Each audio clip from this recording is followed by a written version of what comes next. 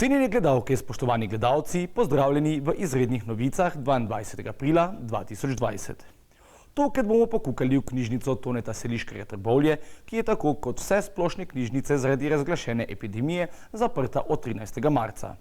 To pa ne pomeni, da se pri njih nič ne dogaja.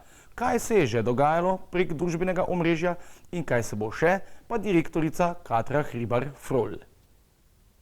Najprej smo izkoristili moč družabnih omrežij. Večino dejavnosti, ki jo lahko tako opravljamo, smo preselili na splet, na Facebook omrežje, na Instagram. Pravljice prebiramo tam vsako sredo ob 17. uri. Pripravljamo tudi branja naših najljubših odlomkov, reklamiramo vse elektronske vire, ki jih ponujamo, od elektronskih knjig do spletnih zbirk, v katerih smo udeleženi. Ponudili smo tudi možnost brezplačnega spletnega vpisa vsem tistim, ki niso člani naše knjižnice, pa bi želeli do elektronskih virov dostopati. Tako da v bistvu, čeprav nismo v knjižnici, knjižnica je namreč še vedno zaprta, skušamo stik z bralci ohranjati. Smo jim dosegljivi prek elektronske pošte in prek družabnih omrežij. Vidijo nas pa žal ne, v živo. Odziv na pravljice je odličen, ogledov je ogromno, pohvale so, zadovoljni so tako otroci, ki so jim te pravljice seveda namenjene, kot tudi njihovi starši, imajo potem par minut mogoče zase, ko otrok posluša pravljico in mogoče po pravljici še kaj ustvari. Tudi na naše bralne predloge so odzivi dobri. Naši člani, obiskovalci so se s tem kar nekako sprijaznili, čeprav jaz verjamem, da si že močno želijo novega branja, novih knjig, tudi stik z nami, ampak žal v tem trenutku to ni mogoče. Za četrtek ob Mednarodnem dnevu knjige pa pripravljajo posebno Noč knjige. Tako je, ja. Noč knjige letošnjo smo obrnili v dan knjige, vendarle gre za mednarodni dan knjige. Vsak izmed zaposlenih je pripravil video predstavitev svoje najljubše knjige oziroma ene od najljubših knjig in tudi prebral oziroma prebrala odlomek, tako da cel dan bomo na našem Facebook portalu te posnetke tudi objavljali in mogoče nas, zaposlene, na nek način še malo bolj približali našim obiskovalcem in članom v teh dneh, ko smo pač tako daleč narazen. Pravljice berejo vsako sredo ob 17. uri, jutrišnja Noč knjige pa bo potekala med 9. in 19. uro. Vsi posnetki so tudi kasneje na voljo za ogled na knjižničnem Facebook profilu. V teh dneh so z Regionalne razvojne agencije Zasavje sporočili, da je Ministrstvo za gospodarski razvoj in tehnologijo objavilo javni razpis za sofinanciranje začetnih investicij podjetij ter ohranjanja in ustvarjanja novih delovnih mest na območju občin Hrastnik, Radeče in Trbovlje za leto 2020. O podrobnostih razpisa smo govorili s strokovno sodelavko na Regionalni razvojni agenciji Lucijo Vasiljevič. Ministrstvo za gospodarski razvoj in tehnologijo je v sredini aprila objavilo javni razpis za sofinanciranje začetnih investicij podjetij in pa ohranjanja ter ustvarjanja novih delovnih mest na območju 3 občin, in sicer Hrastnik, Radeče in pa Trbovlje za leto 2020. Z razpisom bo MGRT sofinanciral začetne investicije tako v opredmetena kot v neopredmetena sredstva. Cilj javnega razpisa je pa zmanjšati zaostanek v razvoju in pa omogočiti ohranjanje in pa ustvarjanje novih delovnih mest. Sama višina razpisa je 681.747 evrov.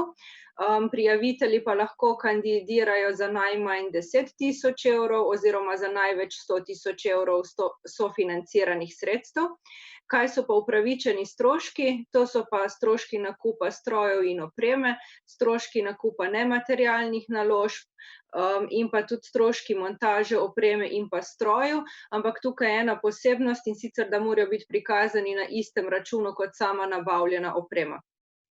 Prijavitelji so lahko vse pravne in pa fizične osebe, ki so organizirane po Zakonu o gospodarskih družbah, morajo pa imeti najmanj 18 mesecev sedež na območju občin Hrastnik, Radeče in pa Trbovlje.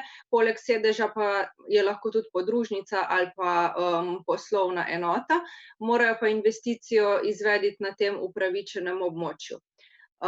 Vsi, ki bi se želeli prijaviti do 18. maja, to je zadnji dan za oddajo, se lahko obrnejo na nas.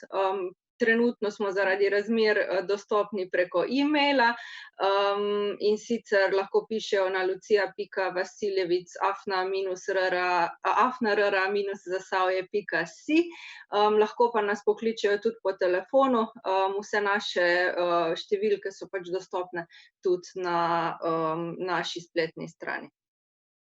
Razpis je precej podoben vsem ostalim razpisom, ki so že bili na voljo, bi pa tukaj opozorila samo na par posebnosti, in sicer, da celotna investicija mora biti zaključena v letu 2020, rok za oddajo zadnjega zahtevka je 30. oktober 2020.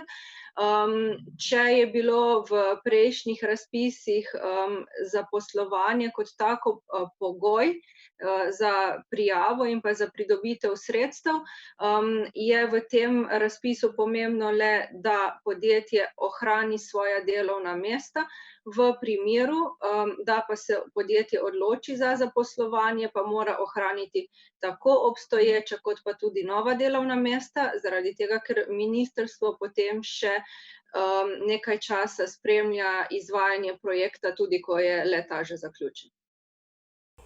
Na drugi izredni seji občine Zagorje ob Savi so za vršilko dolžnosti direktorice Regionalne razvojne agencije svetniki prek videokonference potrdili Tjašo Polc, ki je del ekipe agencije že od njenega začetka.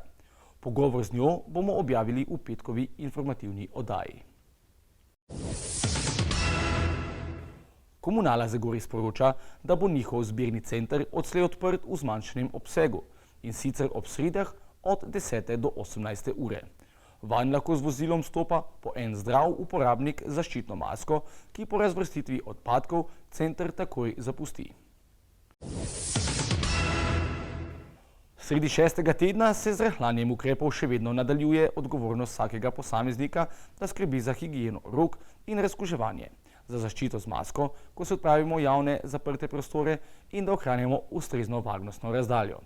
Oddaleč pa pazimo drug na drugega in ostanimo zdravi. Srečno!